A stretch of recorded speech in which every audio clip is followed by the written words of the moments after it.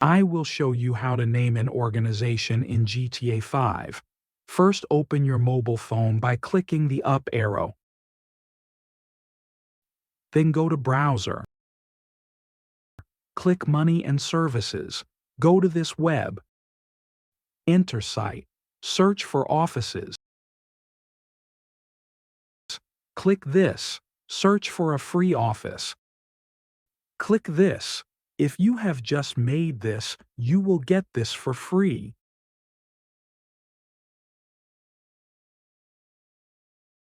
You can change the decoration, personnel, organization name, and others. After that, click Buy. Congratulations, you already have an asset. Thanks you for watching, and if you haven't subscribed yet, be sure you hit subscribe button.